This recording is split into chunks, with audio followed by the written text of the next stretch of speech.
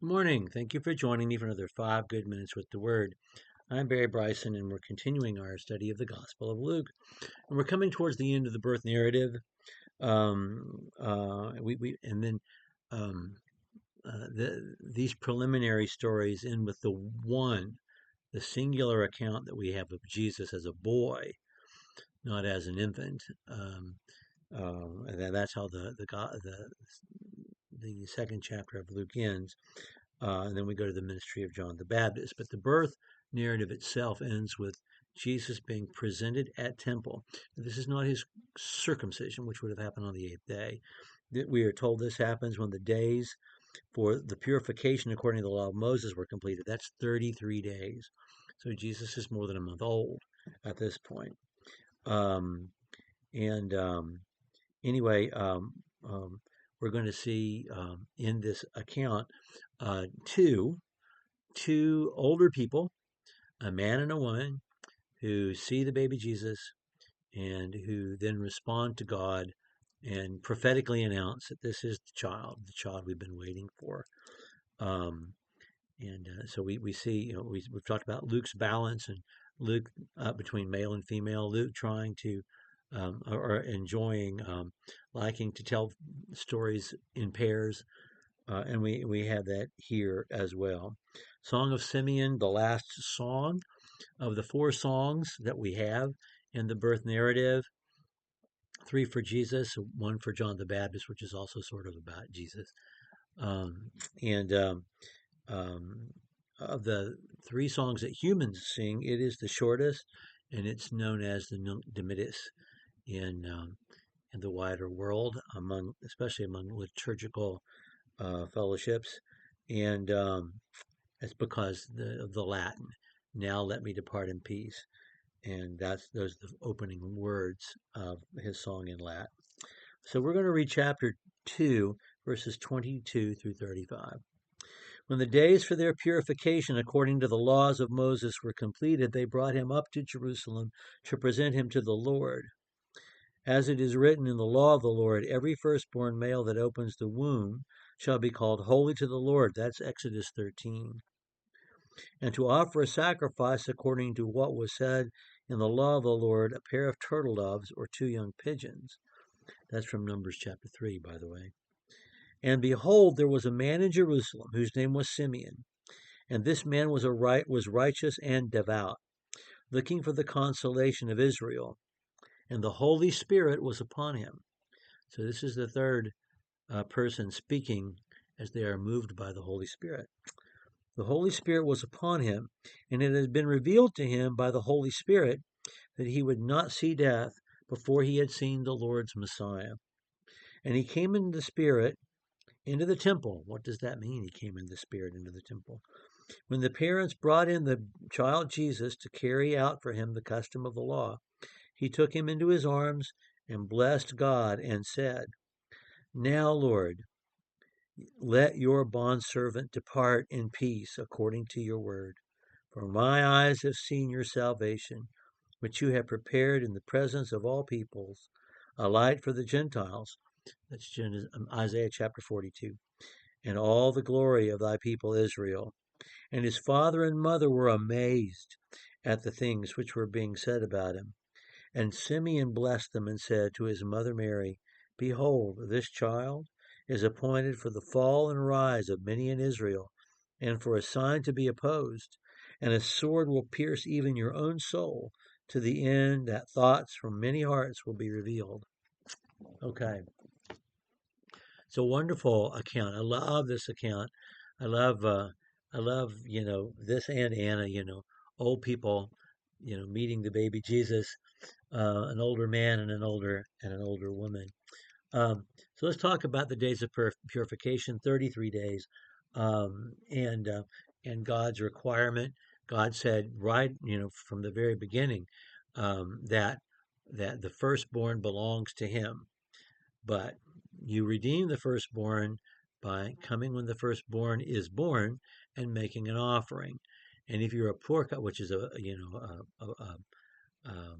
young bull, if you had the means, and if you didn't have the means, if you were poor, than a pair of turtle doves or a pair of pigeons. And and Mary and Joseph, that's what they offered. Technically, it's her offering. She brings the turtle doves or the pigeons to the priest.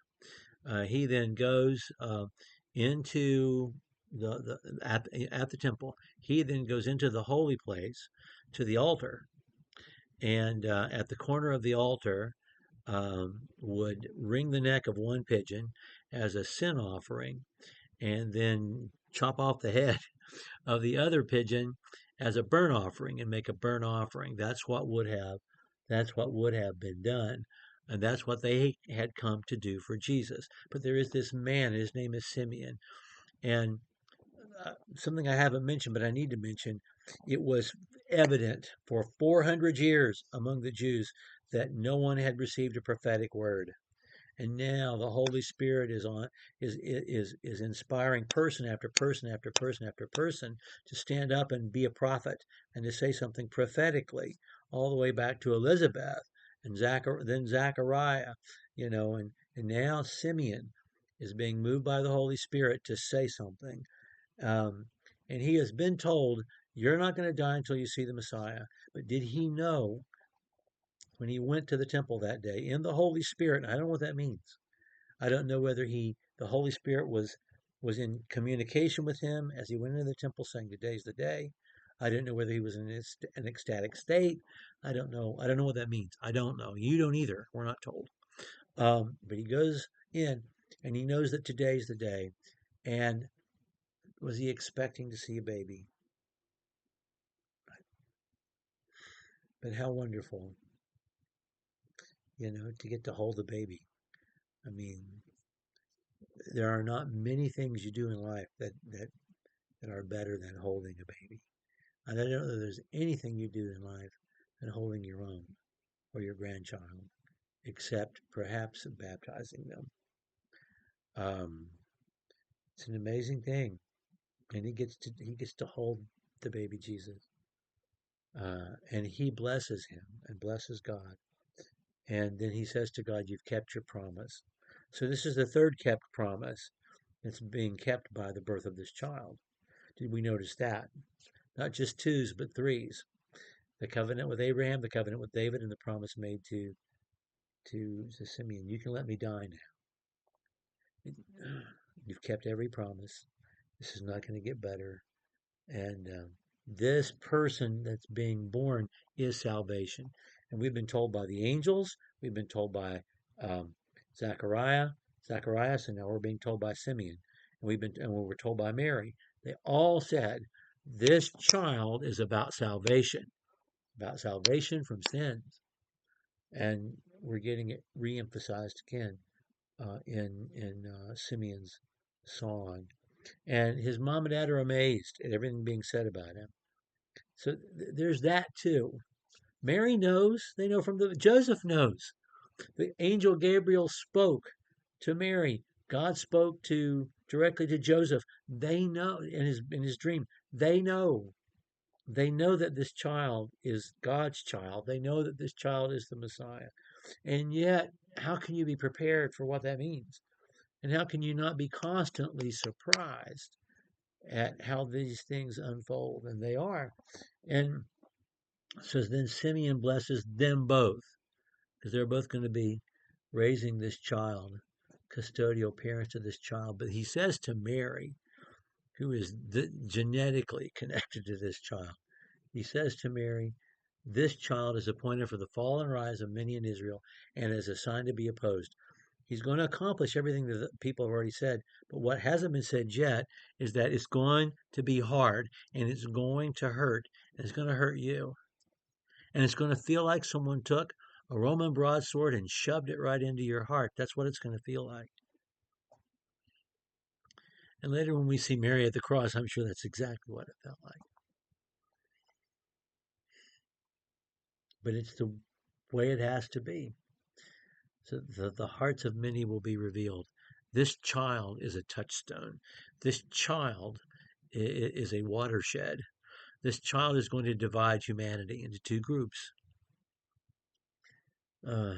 It's an amazing thing, this moment.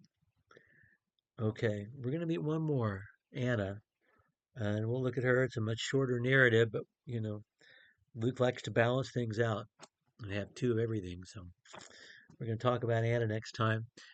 Thank you for joining me for another 5 good minutes with the Word.